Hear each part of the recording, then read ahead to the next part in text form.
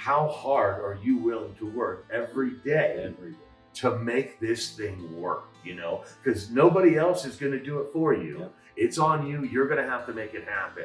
This is an area where if you do it right, you can make really good money. Significant money. I work in these houses all the time. I've worked on your neighbors' houses, and I belong here and I will do a good job for you. My friends and family that had the faith in me that pushed me into doing this. And I am so thankful that they did, because this turned out to be the best decision I've made. One of the best decisions I've made in my life. You work for money, and then money's supposed to work for you. Like, don't be afraid to fail.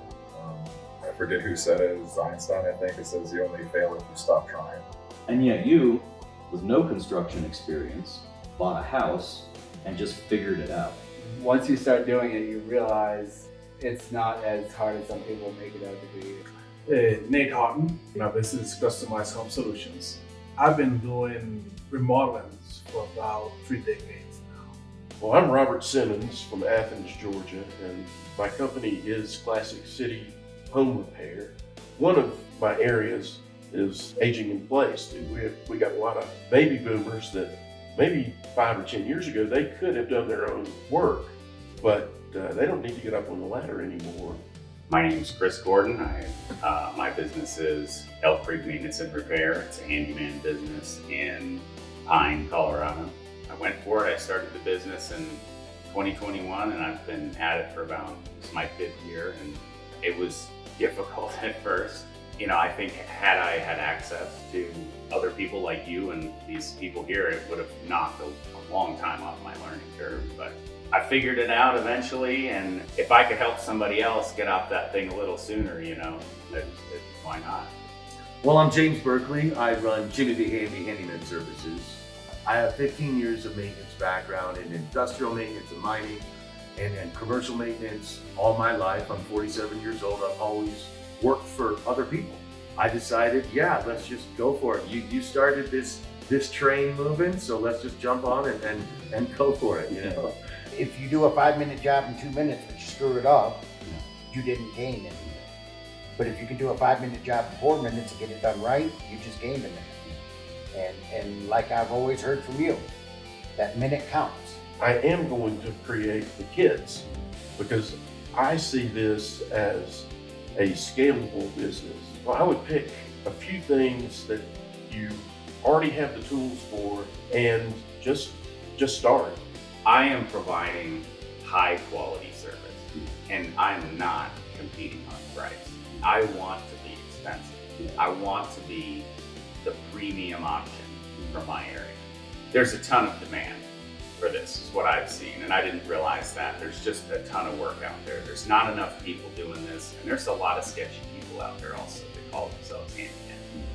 And if you do what you say you're gonna do and you do good work, then you'll likely succeed. I think if I were to go back and really talk to the guys who are just starting out, I'd say, man, get organized. Get on Bulletproof Handyman. Take advice from your fellow handymans that are successful out there. Talk to every handyman you can talk to, if they'll talk to you. Talk to people in line at Home Depot. Talk to people whoever's in at front of you Home in front and behind. You're not charging enough if you're not getting pushback.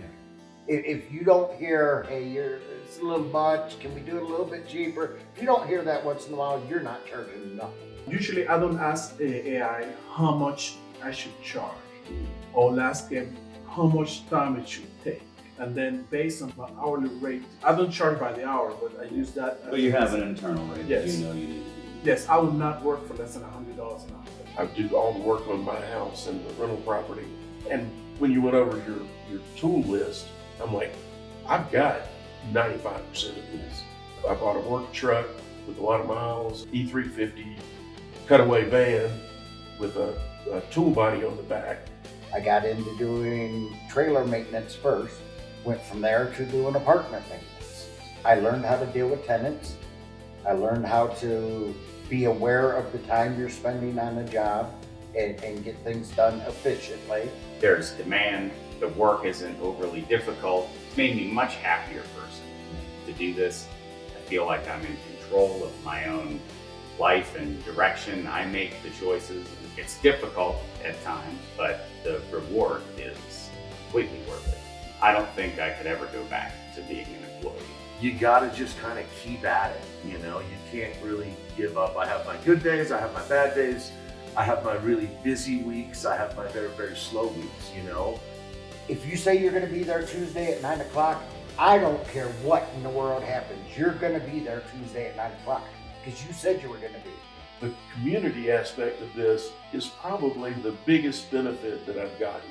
It really has been a weekend where everybody's been open and honest and shared about not only what's good about being a handyman, but how to minimize the downside. Yeah, this is not a game to me. You know, I didn't come out here for a weekend of beer drinking and sitting around the fire and telling jokes. You know, this is my business and it's serious. I take it very seriously.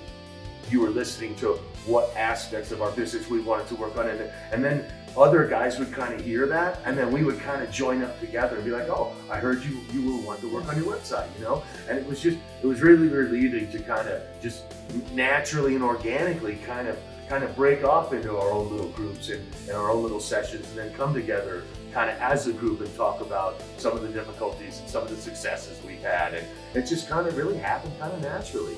I didn't know what to expect, and honestly, I didn't have really any expectations. I wasn't really sure what it was going to be, and I'm very pleasantly surprised at how it turned out. I hoped that it would be a relaxing, networking weekend where I could make friends with other people that do what I do, share ideas, bounce thoughts off of, get ideas from. And that's exactly what it turned out to be.